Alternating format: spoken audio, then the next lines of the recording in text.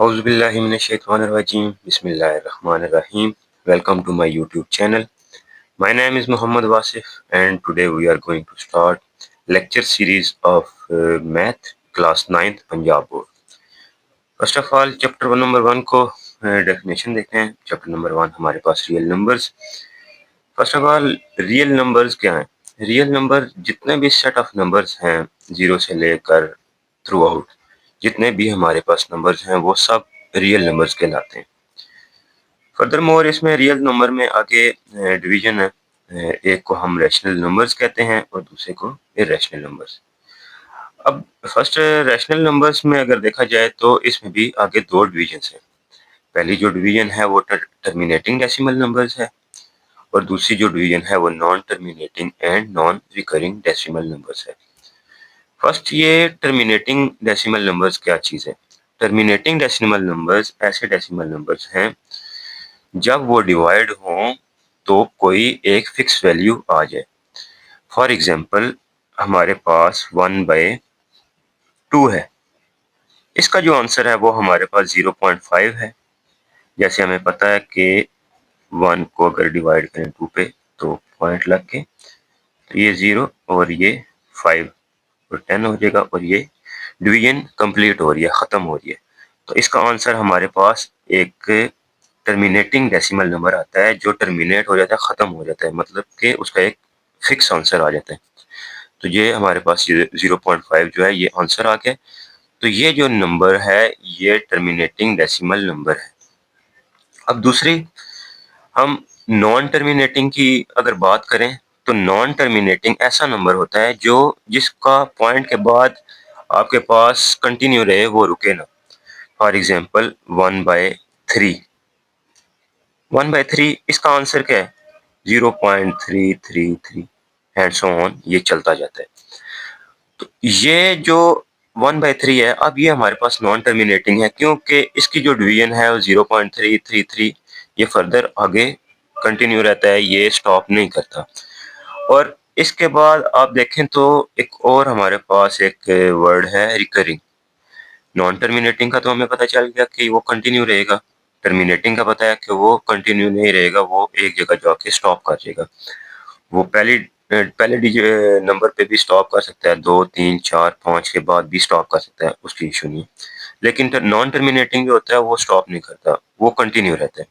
तो ये जो हमारे पास जो डॉट होते हैं वो कंटिन्यूटी को शो करते हैं.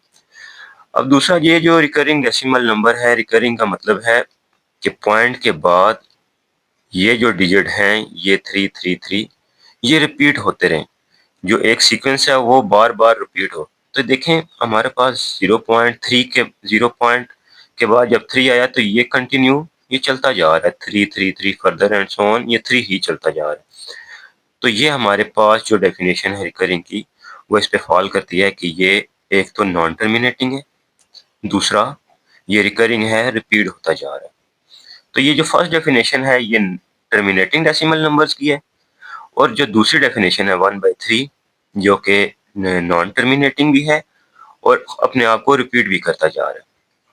अब दूसरा हम देखते हैं हमारे पास इरेशनल नंबर्स है. इसकी डेफिनेशन क्या है? नॉन टर्मिनेटिंग, ये इसी तरह टर्मिनेट नहीं होगा, डिवीजन के बाद ये पॉइंट के बाद चलता रहेगा, कंटिन्यू रहेगा. और दूसरी चीज़ जो इसमें है वो नॉन रिकरिंग डेसिमल नंबर्स.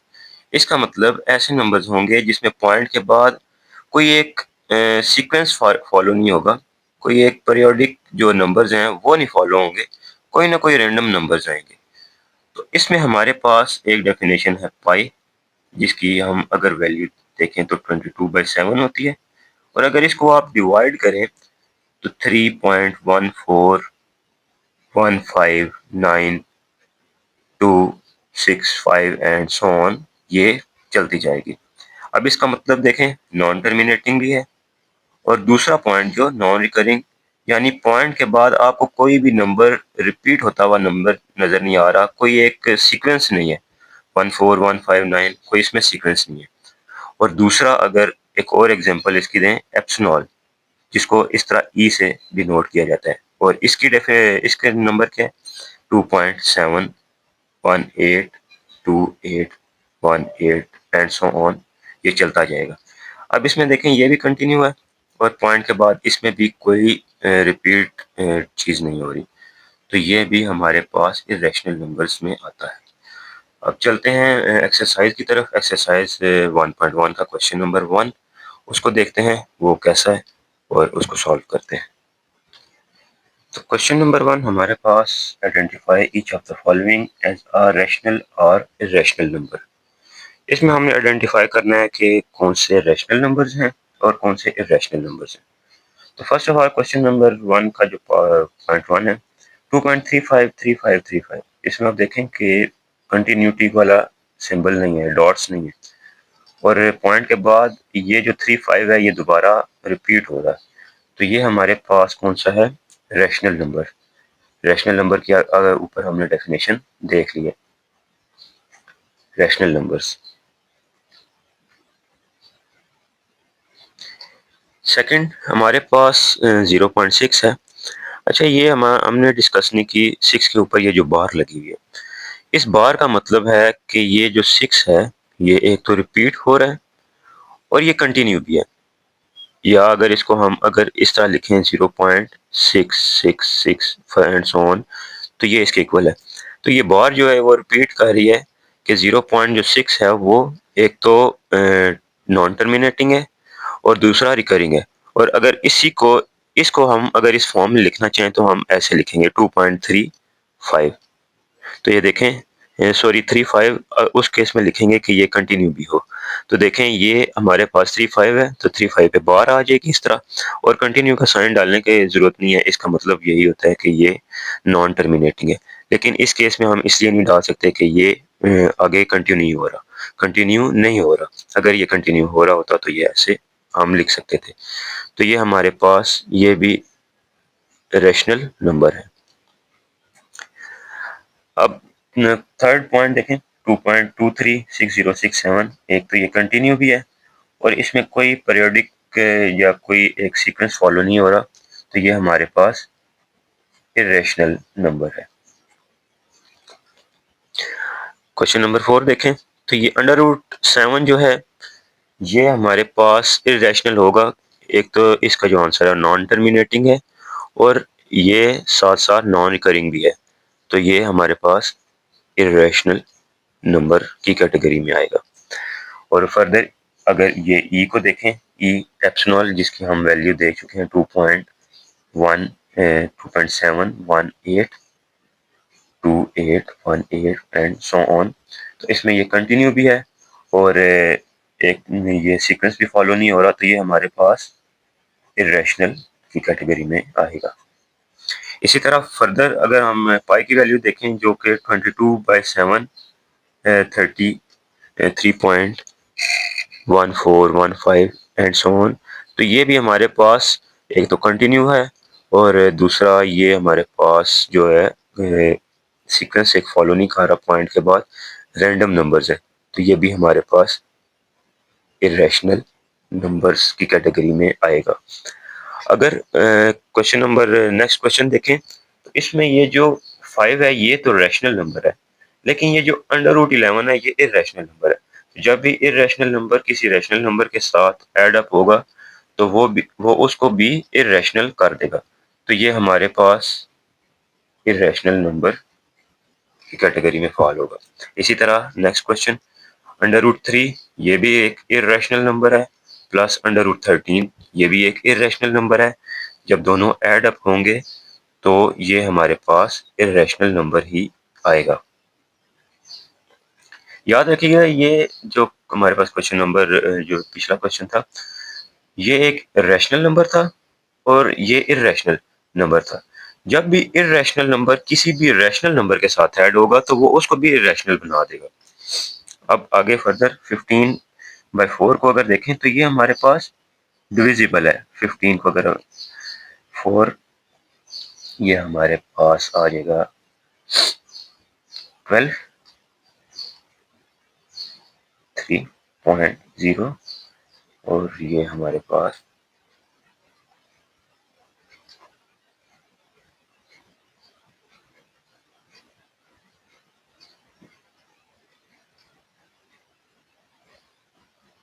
तो ये आप हमारे पास ये जो आंसर देखें आप 3.75, तो ये कंटिन्यू नहीं है, ये जाके एंड हो रहा है। हमारे पास ये जो डिवीजन है ये खत्म हो रही है। तो 3.75 इसका आंसर है, तो इसका मतलब ये हमारे पास रैशनल नंबर है, ये टर्मिनेटिंग डेसिमल नंबर है। ठीक है, अब फर्दर अगर इसको देखें तो ये हमारे पास एक आइडेंटिटी, अलजेब्रिक आइडेंटिटी है हमारे पास, a minus B, a plus B is equal to a का स्क्वायर माइनस b का स्क्वायर, इसके इक्वल है। तो a हमारे पास 2 है, b हमारे पास अंडर रूट 2 है। देखें एक में माइनस है एक में प्लस है, बिल्कुल ये सेम एज इट इज बन रही है। तो इसको हम 2 का स्क्वायर माइनस b यानी अंडर रूट 2 का स्क्वायर भी कर सकते हैं। तो ये स्क्वायर ये इसके साथ कट जाएगा, 2 का स्क्वायर 4 होता है, माइनस ये हमारे पास 2 आ जाएगा। तो इसका आंसर हो जाएगा हमारे पास 2, जो कि एक रैशनल नंबर है हमारे पास। इस तरह हमारे पास जो क्वेश्चन एक्सरसाइज का क्वेश्चन नंबर 1 है वो कंप्लीट होता है। अब देखते हैं क्वेश्चन नंबर 2 इसी एक्सरसाइज का। अब ये हमारे पास क्वेश्चन नंबर 2 का question number 1 part 1, represent the following number on number line.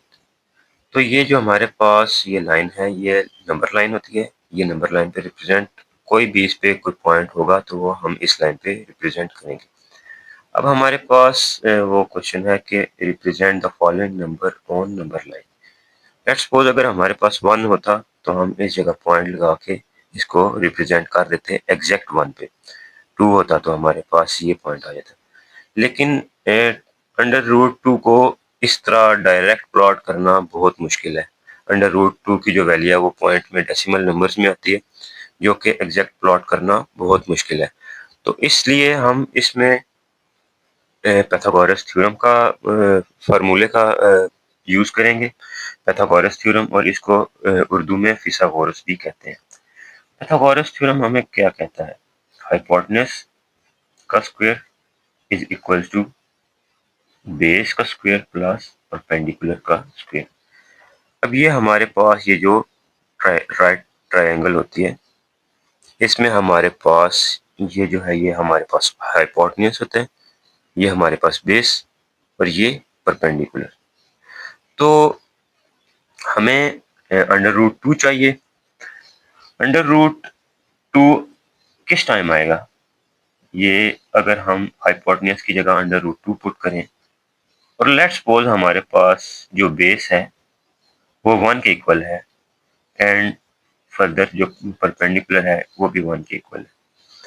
तो इसको अगर हम सॉल्व करें तो ये स्क्वायर इसके साथ कट जाएगा, ये इधर भी 2 और 1 का स्क्वायर 1 प्लस 1 का स्क्वायर 1, तो ये 2 इज इक्वल टू 2।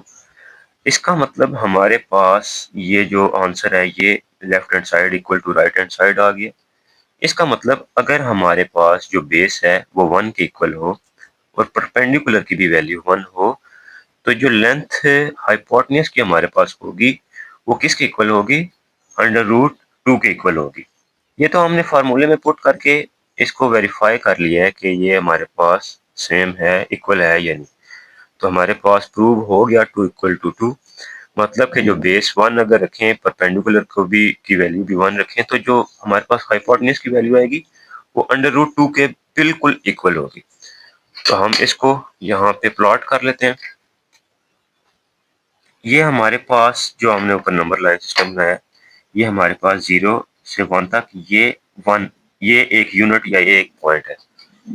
इसको हम अगर बिल्कुल एज इट इज ऊपर 90 डिग्री पे, कितना ये पॉइंट है ये मैंने ये 2 को 1 के इक्वल रेशो में रखा है। अगर हम इसको बिल्कुल 90 डिग्री ऊपर प्लॉट कर लें 1 के ऊपर, तो ये हमारे पास जो पॉइंट है यहाँ से यहाँ तक भी 1 के इक्वल है और यहाँ से यहाँ तक भी 1 के इक्वल है। और अब हमारे पास ये जो 0 से लेकर फर्दर हमारे पास ये पॉइंट आ रहा है, ये जो लेंथ है हमारे पास ये हमारे पास अंडर रूट 2 के इक्वल है। इसको अगर हम फर्दर इस नंबर लाइन पे रिप्रेजेंट करना है तो इस पे अगर हम ड्रॉ कर लें तो ये हमारे पास अब ये जो पॉइंट है हमारे पास, ये जो पॉइंट है ये √2 के इक्वल है।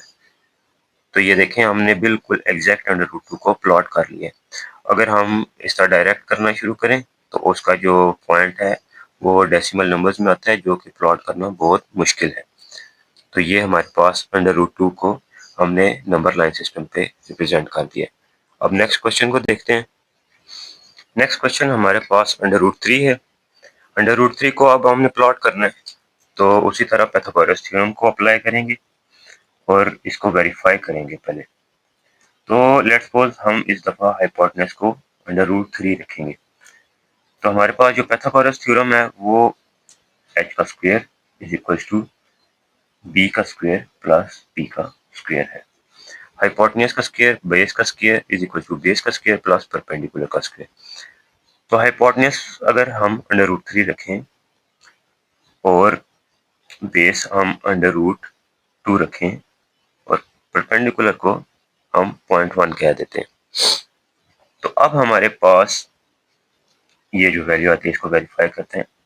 ये इसके साथ कट जाएगा, ये इसके साथ, तो 3 इज इक्वल टू 2 प्लस 1 का स्क्वायर 1, 3 इज इक्वल टू 3, यानी कि जो राइट हैंड साइड है वो लेफ्ट हैंड साइड के इक्वल है बिल्कुल। 3 इज इक्वल टू 3। तो इससे हमें पता चलता है कि अगर हमारे पास बेस √2 के इक्वल हो और परपेंडिकुलर 1 के इक्वल हो, तो जो हमारे पास हाइपोटेनस की लेंथ होगी वो √3 के इक्वल होगी। तो सबसे पहले हम ड्रॉ कर लेते हैं √2 को, जैसे कि हमने √2 को ऊपर वाले क्वेश्चन में देखा है। ये जो ऊपर वाला क्वेश्चन है जो हमने वेरीफाई भी किया था, √2 को, इसकी लेंथ को हम मेजर करके ये √2 को नीचे ड्रॉ कर लेंगे।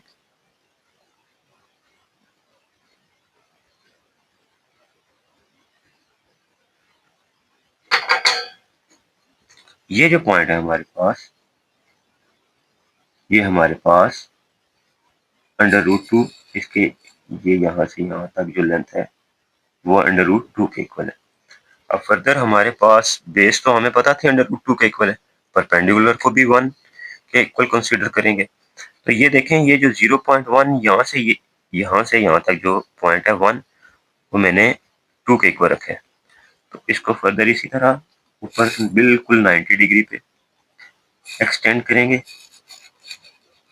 ये हमारे पास जो पॉइंट है बिल्कुल ये वाला, ये 1 के इक्वल, इसकी जो लेंथ है वो 1 है।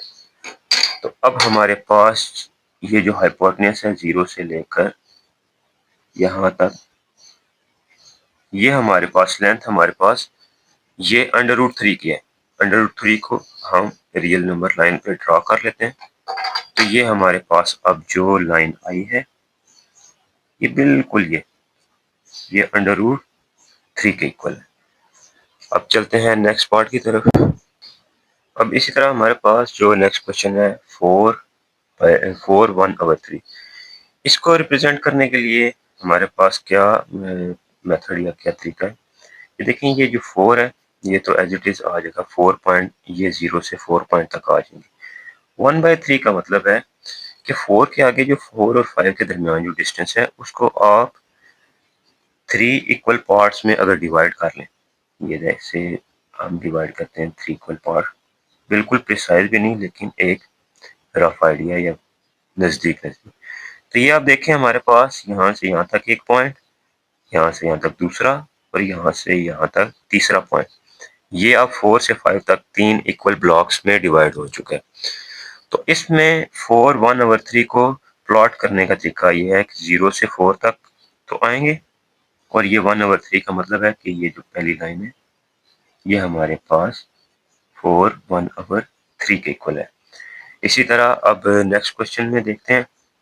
नेक्स्ट क्वेश्चन हमारे पास है जी -2 1/7।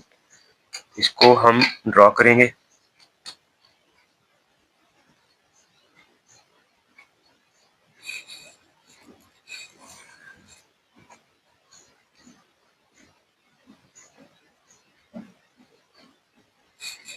1 पॉइंट, फिर 2 3 एंड सो जितने भी आप बनाना चाहें। बेसिकली हमारा जो मेन पर्पस है वो रिप्रेजेंट करना है। इधर हमारे पास हमें पता था कि ये जो वैल्यू है प्लस में है, तो अब मैंने जीरो से पॉजिटिव साइड की नंबर लाइन बनाई। इधर मैं 0, 1, 2, 3, 4 ये सब वैल्यूज माइनस में और ये 1। इसको आप ड्रॉ करने का तरीका क्या है कि 2 तो हमारे पास लाइंस आएंगी 0 से -2 तक। ये माइनस है तो साइन मतलब कि ये 0 से जो पॉइंट होगा वो लेफ्ट साइड पे होगा, तो 0 से -2 की तरफ आएंगे। और 1/7 इसका मतलब है कि -2 और -3 के दरमियान जो हमारे पास पॉइंट्स हैं उसको अगर हम 7 इक्वल पार्ट्स में डिवाइड कर लें, 1, 2, 3, 4, 5, 6, ये आप देखें 1, 2 ये 1 ब्लॉक, 2, 3, 4, 5, 6 एंड 7। अब ये जो -2 से -3 की तरह के दरमियान जो पॉइंट्स हैं वो इक्वल 7 ब्लॉक्स में डिवाइड हो चुके हैं 1/7। तो ये 7 इक्वल ब्लॉक्स में डिवाइड हो चुके हैं। तो अब हमारे पास ये जो -2 के बिल्कुल साथ वाला पॉइंट है या ये वाली लाइन, ये हमारे पास -2 1/7 के बिल्कुल एज इट इज इक्वल है। अब इसी का नेक्स्ट पार्ट देखते हैं। अब हमारे पास नेक्स्ट जो क्वेश्चन है 5/2 5/8। 5/8 अगर इसको हम डिवाइड करें तो ये हमारे पास 0.6 के इक्वल बनता है। 0.6 के इक्वल आ गया। अब इसको अगर हम देखें तो 0.6 पॉजिटिव है, तो इसका मतलब कि ये 0 से राइट साइड पे होगा। तो 0.6 मतलब 1 से छोटा है लेकिन 0 से बड़ा है। तो अगर हम 0 से 1 तक इसको इक्वल पार्ट्स में डिवाइड कर दें 10 इक्वल पार्ट्स में, जिस तरह 0.1 से यहाँ तक 0.1, 0.2, 0.3, 0.4, 0.5, 0.6, 0.7, 0.8, 0.9 एंड 0.10। ये बिल्कुल प्रिसाइज तो नहीं हुए लेकिन आपको समझाने का मकसद पूरा हो जाएगा। तो ये हमारे पास ये 0 था, ये 0.1, ये 0.2, 0.3, 0.4, 0.5 एंड 0.6। तो ये जो हमारे पास ये जो पॉइंट आ रहा है ये वाला, ये हमारे पास 0.6। अगर आप इसके दरमियान वाले जो पॉइंट्स हैं वो इक्वल डिवाइड करेंगे स्केल के साथ, जैसे मैंने तो स्केल के साथ नहीं किया, मैंने तो रफ हैंड से किया, तो वो उसमें थोड़ा बहुत इशू आ सकता है। जब आप स्केल के साथ करेंगे तो ये बिल्कुल आपके पास 0.6 इक्वल 0.5 हाफ से थोड़ा सा आगे आएगा। तो ये आपके पास एग्जैक्ट फिर वैल्यू भी आ जाएगी। अब देखते हैं नेक्स्ट पार्ट को। नेक्स्ट क्वेश्चन हमारे पास 2 3/4 है। अगर इसको फर्दर सॉल्व करें तो हमारे पास जो आंसर आता है 2.75 आता है। 2.75। अब इसको हमने ड्रॉ करना है रियल नंबर लाइन पे। तो ये आप देखें, ये अगर हम लाइन ड्रॉ करते हैं, इसको इक्वल पार्ट्स में अगर डिवाइड कर लें तो ये हमारे पास 0, 1, 2, 3 ये सॉन फर्दर आगे कंटिन्यू है। तो 2.75। अब देखें 2 हमारे पास तो ये वाला पॉइंट है, 75 अगर हम इसको फर्दर आगे देखें तो ये हमारे पास अगर हमने यहाँ से यहाँ तक एक पॉइंट कंसिडर किया है तो ये वाला जो दरमियान में है ये हमारे पास हाफ के इक्वल है, यानी कि 2.5 के इक्वल है। तो अगर हम इसको फर्दर आगे, ये जो एक डॉट है, ये जो दो डॉट हैं ये 0.1 को रिप्रेजेंट कर रहे हैं, क्योंकि हमने जो रेशो रखी है यहाँ से यहाँ तक, तो ये दो पॉइंट्स जो हैं, ये दो लाइनें वो एक पॉइंट को रिप्रेजेंट करेंगी। तो ये वाला 0.5 हो जाएगा, ये 0.6, ये 0.7 और 0.7 के साथ जो अगला पॉइंट है वो 0.75। तो ये एग्जैक्ट ये जो पॉइंट है ये हमारे पास 2.75 को प्रेजेंट करेगा। तो इस तरह हमारे पास एक्सरसाइज 1.1 का क्वेश्चन नंबर 2 कंप्लीट होता है। मिलते हैं नेक्स्ट वीडियो में नेक्स्ट पार्ट के साथ। और अगर अगर आप इस यूट्यूब चैनल पे नए हैं तो आप इसको सब्सक्राइब कर लें। आपका एक सब्सक्रिप्शन हमारी हौसला अफजाई का सबब बनता है। Thank you. अल्लाह हाफिज़। मिलते हैं नेक्स्ट पार्ट में।